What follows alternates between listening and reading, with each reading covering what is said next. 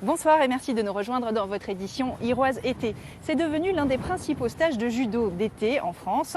Le rendez-vous de Landerneau est encadré par l'élite de la discipline. Des sportifs de toute la France viennent participer à ces 4 journées d'entraînement. Regardez, c'est juste mes jambes, je suis là, j'accélère, je fais comme Ichigari. 150 judokas attentifs à la leçon du maître. Ils ont de 13 à 45 ans et écoutent Cyril Soyer, ancien vice-champion d'Europe. Il alterne les séances avec Benjamin Darbelé, lui vice-champion olympique à Pékin. Les deux hommes, en retraite sportive, viennent partager leur savoir. On se doit un peu, à travers notre passé, en fait, de transmettre aux jeunes ce qu'on a appris nous aussi et notre expérience. Au fil des ans, le stage de Landerneau s'est imposé comme l'un des principaux en France durant l'été. Il permet aux jeunes pratiquants de ne pas perdre la main pendant les vacances. Moi, c'est sûrement pour se remettre en forme avant la rentrée, vu que pendant les vacances, généralement, il n'y a pas cours. Si en plus le prof est un ancien champion de l'équipe de France, la motivation est décuplée. Même lorsque dans les clubs, on essaye de mettre en place des schémas pédagogiques qui peuvent ressembler à ce que font les athlètes, et bien forcément ils prennent une toute autre dimension lorsqu'ils sont montrés par eux-mêmes, bien sûr avec toute l'aura dont bénéficient les athlètes et leur palmarès. Le contenu est beaucoup mieux, après on peut faire avec eux, donc on peut avoir le plaisir de faire du judo avec eux, donc et c'est le plaisir de voir des célébrités aussi. Et dans l'assemblée, il y en a un qui se verrait bien future célébrité. À 18 ans, le Finistérien Nicolas Chillard est membre de l'équipe de France Espoir. À long terme, j'aimerais devenir champion olympique. Par exemple, à Rio, ce sera trop court, mais par exemple en 2020 à Tokyo. Et à court terme, essayer de finir champion de France la saison prochaine. Ces athlètes vont enchaîner entraînement et combat tout au long de la semaine. Vous pouvez venir les encourager salle Lavallotte à Landerneau. C'est la chasse au trésor. D'accord, et tu cherches quoi? Et l'indice. Énigmatique, n'est-ce pas? L'enquête est ouverte dans l'ancienne abbaye de Landévennec. Les détectives en herbe examinent tous les recoins du site en ruine. Voilà, donc il y a un moine dans la communauté de Landévennec qui a volé un livre.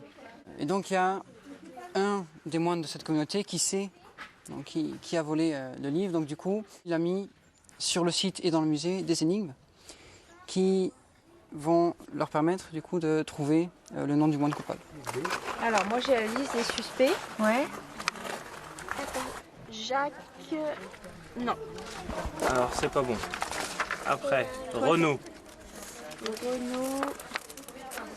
On cherche des manuscrits, quoi, des parchemins, là où il y a dessus les indices. Oui, voilà, les indices. Et c'est pas trop dur à déchiffrer? Non. Des fois un peu, mais des fois non. Ouais, il n'y a pas de moments qui sont là, quoi. Ouais, voilà. Pour trouver le voleur, les bien nommés détectives de Charlemagne doivent aussi retracer le quotidien des moines qui occupaient ces lieux au 8e et 9e siècle, l'âge d'or de l'abbaye. Comment vivaient-ils? Quel métier faisaient-ils? Un meunier. Un meunier, alors c'est quoi un meunier? Non, C'est pas doit être ça. un tailleur de pierre, ça. Donc déjà, c'est pas le meunier. Après, un bûcheron. Il est là. On trouve que le côté ludique de la chasse au trésor, c'est quand même beaucoup plus intéressant pour les enfants que de... Donc, c'est lié l'utile à l'agréable, ouais. Les petits enquêteurs ont fini par trouver le coupable, mais nous ne vous dévoilerons pas son nom. Ils sont une poignée en Bretagne à concevoir des cornemuses. Xavier Bauderiou s'est spécialisé dans la version écossaise de cet instrument dont il fabrique les hanches de bourdon. Regardez.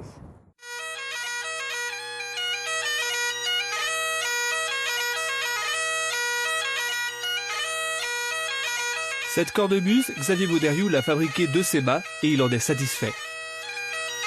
Voilà, je pense que j'ai trouvé le son que je cherchais. Donc c'est un son assez puissant mais en même temps chaleureux, donc ce qui convient à la pratique de groupe ou de soliste en même temps, donc c'est intéressant. Xavier Bauderiou a sonné de la cornemuse très jeune en bagade à 10 ans. Puis il s'est pris de passion pour la musique écossaise et a multiplié les séjours en Écosse pour jouer en paille band ou en soliste. Parallèlement, il poursuit des études en biologie puis en chimie de l'environnement marin. À l'heure de gagner sa croûte, en 2008, ils se mettent à fabriquer des anges de bourdon de cornemuse d'un nouveau genre. Ni tout en roseau, ni tout en plastique, elles sont hybrides. Le bois a l'avantage d'absorber l'humidité et la matière synthétique apporte la facilité de réglage en fait. Donc c'est les premières anches construites sur ce modèle. Pour fabriquer ces anches, il achète des machines performantes mais coûteuses. Pour les rentabiliser, il s'intéresse alors aux autres parties de la cornemuse. Son père, formateur en menuiserie, lui enseigne l'art de tourner le bois.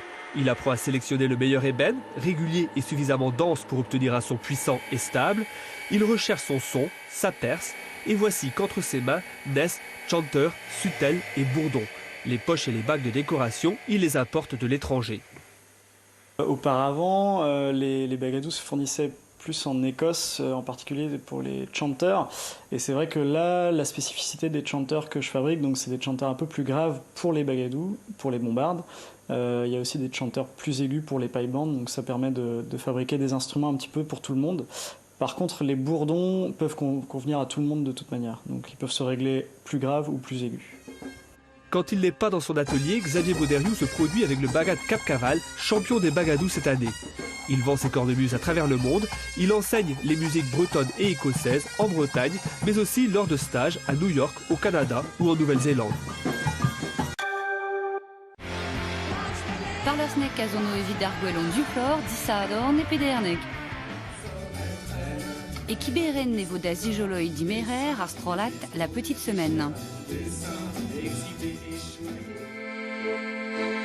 Hag un amaden vrao a vo c'hoariet di gwener e gwell fisel rostren, silento.